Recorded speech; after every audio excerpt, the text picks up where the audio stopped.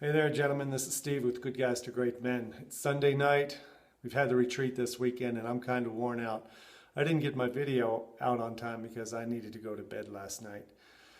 You ever get tired of the phrase real man, be a real man? If you were a real man, you'd do this or that. People write about the man box, Do you live inside that man box of being macho and being emotionless? I get tired of that too. I got to meet 6 men at the retreat this weekend, and I just want to do a shout out to all 6 of them because they changed my life this weekend. They changed my perspective. And these were real men. These were real men who were manly men. They were strong, they were masculine, they're confident, they're very macho, manly men. And you know why? You know why I call them that? Because every one of them showed up as the most caring, open, honest, vulnerable, supportive, loving man I've ever met. All of them.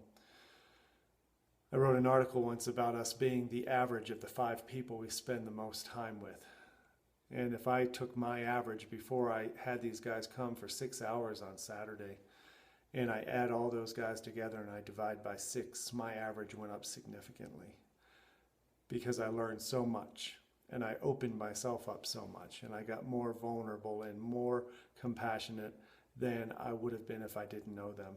That's the value of doing this work. That's the value of trusting men in your life to take some of the fear and self-doubt and frustration that you have with yourself and with women and love and sex and turn it into a whole new perspective. And that's what they went away with and that's what I went away with last night after happy hour.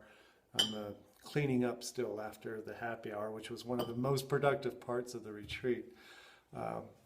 We had a fire, we talked, we made connections to the past we didn't know existed, and it was just some of the most heart-filling time I've ever spent.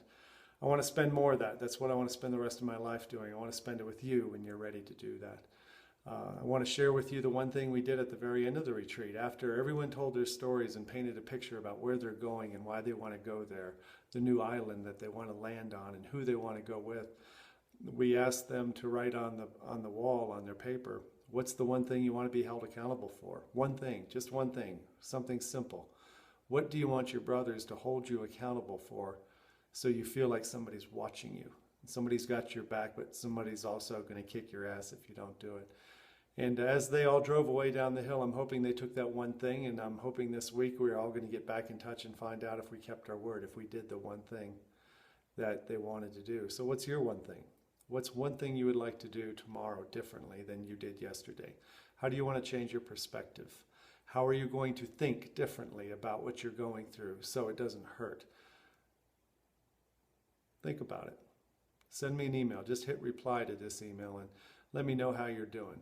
If you haven't come to a retreat, if you haven't talked to me, if you haven't been to a meetup or anything like that, this is your chance to be heard. We can do it in email. We can do it by phone. I love talking to men and helping them find a new perspective. That's where your mojo is. Have a great night. Thanks for listening, and I'll talk to you next time. Take care. Bye-bye.